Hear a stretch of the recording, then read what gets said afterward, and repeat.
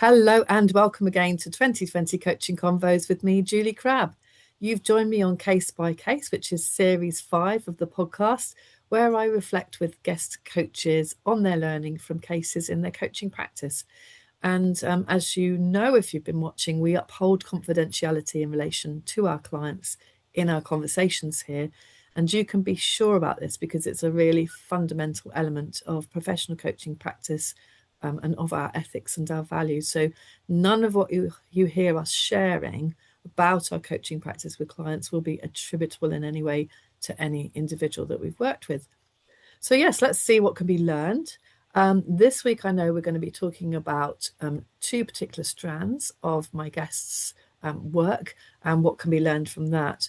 And so this week, my guest is someone who is both the regional Bristol director of Athena, and we'll hear much more about that later, I know. And through this and her coaching business, she helps women solopreneurs to scale sustainably and to help them set up systems that really serve them, sustainable systems. And although I've only really met Chelle once, I'm guessing that from the conversation that we had before, that somewhere along the line, we're going to be talking about things like identity and values and mindset and positive psychology and much, much more. So welcome, Chelle Bailey of FlameLily Coaching. Thank you, Julie. It's a pleasure to be here. Thank you for having me. You're very welcome. It's lovely to see you again. And I'm just loving, I don't know if people, well, obviously people listening won't see this, but your background of balloons over Clifton Bridge is phenomenal, really beautiful to look at. Thank you. And how are you doing today, Chelle? I'm very good. I'm really excited to be talking to you, and I'm hopefully we're going to have some fun with our chat. Absolutely, definitely. Always have fun on these podcasts. Yeah, I'm really looking forward to it. And can we talk a little bit? I know lily is the flower you said of Rhodesia or Zimbabwe, your home country, and it's got so many meanings and visual metaphors for you and your business. Could you tell us a bit more about how you came to choose FlameLily as your coaching name? Yes. So I was originally born in Rhodesia, which was a British colony in Africa, and in 1980 it became Zimbabwe. But either way, it's kept its national flower, which is the flame lily. And when I moved to the UK and was looking to set up my coaching and looking for what do I want to be known for, it was very much what the flame lily is known for. It's a very resilient flower. It's a very bright and colourful flower. And when you see the leaves, they look like flames. They also go inwards as well, so can look like a heart, or I think it can look like a heart. And it's got some flower kind of like stems, etc., that come up around the side, which looks like supporting hands. And you can see right in the middle, it's like a path of green, which looks very supportive and can support people on their journey. So yes, that's just a few things, Wow. of things behind it. So much in there, isn't there? Yeah. Fantastic. And Chelle, could you tell us a little bit about how you came to be a coach? How did you get drawn into coaching? Gosh, so I spent almost 3 decades in corporate banking. First off, so when I first came to the UK, I got into banking literally within 2 weeks of being here. And most of the roles that I had was all around change management and business transformation. And within banking, I became a qualified business agility coach, which I helped teams basically navigate major organizational change. And what fascinated me wasn't the processes, it was the people and how differently we respond to change and how much of that response is driven by belief. And I loved the structure and the challenge, but I also saw the cost, because there were brilliant professionals that I was working with, which were hitting their targets, and while quietly and sometimes loudly burning out. And that realization pulled me towards, I was lucky enough to be offered redundancy early last year. And like most people, I'm sure, wonder what next? What do I do now with my life? And I was pulled towards life coaching and becoming an NLP practitioner with the Coaching Academy. And it's because I wanted to understand what actually helps people grow through change and not just survive it. So that's probably the start of where FlameLily Coaching came from. Fantastic. That's really good. Thank you so much for that. And I Yeah. know that what we're talking about today is the way in which you've been able to blend the work of two businesses that you have set up or are a part of. Could you Yes. tell us a bit about those two businesses and what they have in common? Yes, would love to. So these days, so I've had quite a bit of toing and froing with regards to how best do I describe myself. And I would say today it would be scaling with S.O.U.L coach. I'm an intentional networker, a mentor, and a business strategist. And it sounds like I'm wearing four hats. But really, one overall mission, and that is helping women in business grow sustainably with clarity, connection, and systems that basically serve them. And yes, I own and run the two businesses, and that brings this mission to life for me. If I start with FlameLily Coaching, for me, that was my first and it was my startup. And it's the space where I coach women one-to-one to scale their businesses without losing themselves. And I look for us to blend mindset and identity work with practical systems and structure. And that's the scaling with S.O.U.L that really I'm so passionate about. And then when I think about the Athena network, Bristol region, it is part of the Athena network as a whole, which is across the UK and was founded by Jacqueline Rogers. And Bristol is my franchise. It's where I live. And I'm very passionate about the city. And it's basically home to a growing community of brilliant women from diverse industries. And they're all focusing on networking with intention for both their own businesses as well as for Bristol as a whole. And I mentor members to be visible, valued, and heard so that their connections translate into genuine collaboration. And it falls under the network strategy training that I provide on a regular basis. And just to quickly say that together, both businesses form my umbrella vision, which is built around what I call the S.O.U.L System. And S.O.U.L is an acronym. And it was inspired by Rashid Ogunlaru's Soul Trader book, which his idea was all around putting the heart back into business. And that really resonated with me. And so I have got the acronym. I don't know if we've got time to share that, but I'm more than happy to say. Well, that's a great introduction to the two strands of your work. And I am curious about S.O.U.L because I've written that down, and I've written it down in two ways: S.O.U.L and S.O.L.E, and I'm not sure which one it is, or is it maybe both? No, it's definitely not S.O.L.E. It's S.O.U.L. And for me, it's evolving into an acronym that captures how I empower other women and how I try to live myself. So the S is for self-leadership, the O is for organic growth, U, unconditional care, and L is for learning mindset, always learning.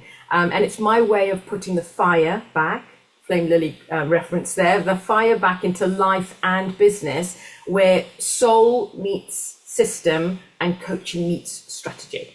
Wow. So, yeah. That's incredible. And just from that acronym, I can already get a sense of what I would be getting if I was being coached by you or if I was part of the Athena network. That's really great. Thank you. Fantastic. Could you say a bit about the system part of it, Chelle?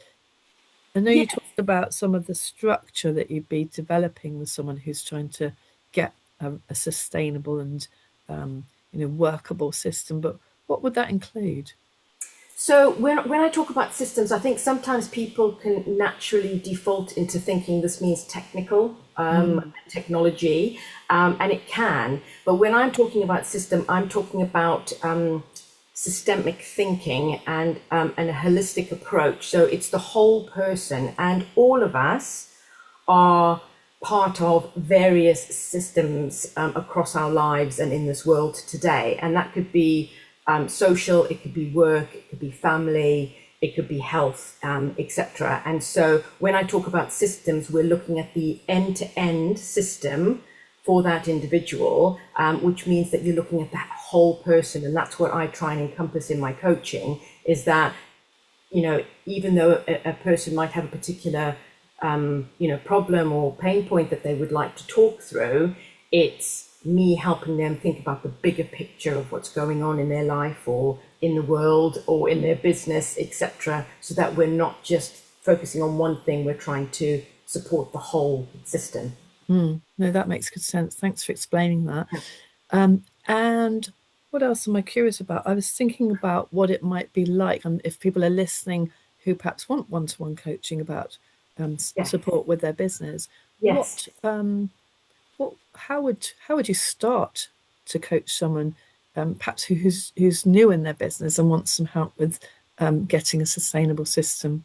Yeah, so really, for me, the core business philosophy of where I'm wanting to help others is, I've got my framework, which is all around emphasis on personal authenticity and inner strength.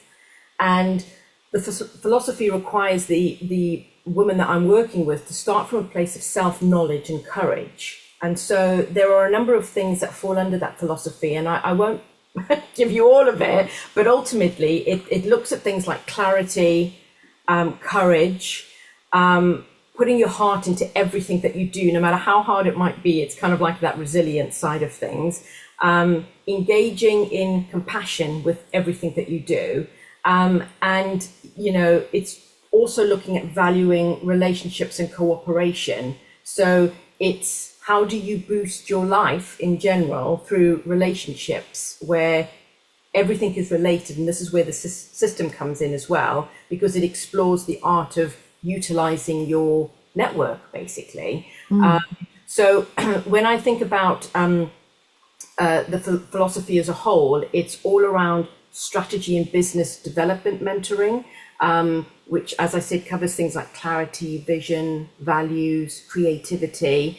Then you're looking at things like cooperation and clients or customers, or members, whatever works in your business. And then you're looking at the soul scaling and tips, and that's where the mentoring comes in as well, because you're looking at that emotional investment, that mindful operations for your business, and courage and confidence, because sometimes we lose that, not intentionally, but it happens in life. And so, yes, it's all around my SOUL, S-O-U-L acronym, of it really working and directly supporting and being consistent with the core philosophy that sits under my soul trader side of things for putting the fire back in your business. But Julie, what it's like when somebody comes to you. You can't treat everybody the same. Everybody's so different in how they approach things and how they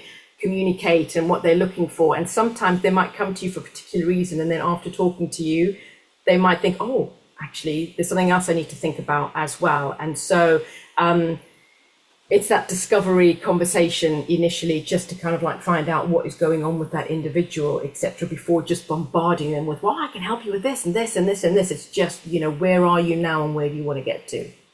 Yeah, that's the important starting point, isn't it? Yes. When I was listening to you talking about clarity and courage and heart and compassion, Yes. my personal response was, my goodness, this is not for the faint-hearted. It's going to take some energy. So I'm curious to know what kind of issues you might have to deal with when people first come to you. We talked a little bit, didn't we, one-to-one, about beliefs and the like. What kind of things do you have to deal with in the initial stages with people? So if I think about, across both business environments that I'm running, I see a very similar headline belief, which is all around women saying, I'm working really hard, but I'm not seeing the growth or the results that I expect, either in my business or through my networking. And I can mention probably a couple of symptoms which probably show up as well that can sit underneath that. And I'll mention 4 because there's a few more, but as I said, it's different for everybody. So the first one is around being overbooked but under focused. So people are busy but not being strategic about how they're dealing with that busyness. Invisible leaks which don't sound great, but that's all about things like time and energy that's just dripping away, and unfortunately does have an impact on you. And then there's networking without traction. So you can go to all of the networking events in the world, lots of chats, but then sometimes there is not a lot of conversion that happens after that, or people feel that they've been constantly sold to, which is not great, because I do know that as business owners, we do need to sell, but it's making sure that you're networking with intention in the right way and not just having lots of chats and just not getting anywhere with it. And the last one was really about scaling can feel expensive. I think especially as sole traders and solopreneurs, it's sometimes there is a belief there that growth needs finance, you need loans, you need staff, and actually instead you're looking for clarity and boundaries. And something that I'll mention, which you know all about, Julie, is NLP logical levels. Absolutely love that. We explore what's beneath the surface for each individual. So the identity and the values driving their behaviors. And so most clients come sometimes wanting a new system or to revamp a system, when actually what they really need is a new internal script for themselves from a reframing perspective. So yeah. That's really good. And so what I'm hearing there is, yes, it requires energy, but actually the purpose is to make the amount of energy we put into business efficient and effective for ourselves. Yes. Yeah. And Okay. also, just to quickly add as well, is that something else that I did earlier this year is I was introduced to PQ, positive quotient, aka positive intelligence, and that's something that I found really useful, because as we know from our coaching with the Coaching Academy is, we are our first clients, and when I did my assessment, my top saboteurs were hyperachiever, hypervigilant, and pleaser. Now, I'm not saying we're all the same, because there's a number of self-saboteurs that are out there, but it looked suspiciously like my old way of working when I was in my old corporate teams. And so what I've learned, though, is to spot and soften those voices, because they've taught me to lead myself first from that sage power rather than stress. And that, I just wanted to mention that, because the positive intelligence side of things absolutely builds on the logical levels. Once they recognize the saboteur voice and they shift into more of a curiosity, then that self-sabotage becomes self-leadership. So I just wanted to, that those are linked. Absolutely. And what I'm picking up from you is that you've got an incredible amount of experience and a massive range of tools in your kit from which you can draw to support individuals with their, with their inner work, which you mentioned earlier, also Yes. with the practical side of business. Yes. Fantastic. Yeah. Just thinking about the kind of unique skills that you have, Chelle, is there anything particularly you want to mention that you think is of particular significance in the way that you work, which is unique to you? So I think for me, it's about scaling the whole person, and I often joke that you can upgrade every system in your business and in your life, but if the Wi-Fi between your head and your heart is down, then nothing connects. And so, and what I continually strikes me is how, even though I say all of this, how capable women still question their right to lead, and we over deliver, we under receive, and then we call it balance. And so what stands out for me is probably more so around kind of like the NLP and the positive intelligence side of things, because confidence stops being performance, it becomes presence. And so when I think about the ladies that I work for, in Athena Bristol particularly, if I call that out, is that once women understand their behavioral and communication style and cues, then their introductions and their pitch can land so much more effectively, and then the collaboration stick. And so for me, leadership isn't control, it's calm clarity. And that's what I want every woman in business to feel when they work with me, is that they get all of me with them. I offer mentorship as well. So it's not just coaching, because I've been there, I've lived it. I am a solopreneur myself times two. And I've suffered from pain points that I've talked about, during the session, and I've wondered whether I need more finance, or how am I going to afford if I need to get a team. But I'm doing it all, and it's how do you make it work for you to continue scaling and progressing, so that you're not overloading yourself and burning out ultimately. Yes, wonderful. Shall I can't believe it. I think we could go on for another 20 minutes, but we really are coming to the end of our time. But Okay. and I want to give you an opportunity to share what you've got in the pipeline. So yeah, could you say a little about what you've got going on right now and what people might be interested in searching you out for? Yes, absolutely. Thank you. So, just from an Athena Bristol space, I've been working on. We've got a jam-packed meeting next week, which is full of connection, referrals, and fun. And I'm leading a session on intentional networking, so leading with your value. I've got another member who's also delivering a bite size on procrastination, motivation, and time management, which would be brilliant. If ladies are interested in hearing, then contact me afterwards. And also, I've launched our first Bristol Summit, which is face to face. It's happening on the 28th of November at a gorgeous venue in Clifton. It's a half day of networking with intention. There's lunch included, and we have a fabulous headline speaker, who's basically, she's involved in business awards, etc. So that would be brilliant. And then just briefly, just to say that I can give you my handles, or we can put it in the description, Julie. But I'm on LinkedIn. That's where I hang out the most. I'm available on email, which I can give you both of my email addresses. And I'm also offering a couple of calls. So I offer a free power hour, which is a focused session to unpack where you might need to reset and what's holding momentum back.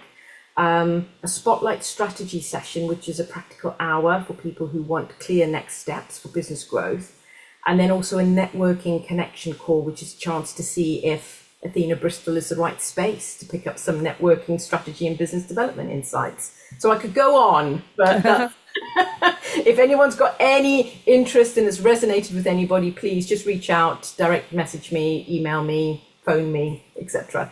Wonderful. Thank you so much. In that, I heard a coaching offer, a mentoring offer, a connection offer. And I thought, I defy anyone not to be able to find something in there for them. That's brilliant. Thank you so much, Shell. You're welcome. Yes. So, yeah, unfortunately, we have got to come to an end, but we'll make sure that all of your handles, as you described them, are on the episode description. And thank you so much, Shell Bailey of FlameLily Coaching. Thank you to listeners and watchers. And if you like what you see and hear, please like, subscribe, and share. And tell me what you want to hear more about in 2020 coaching with me, Julie Crabb. Till next time.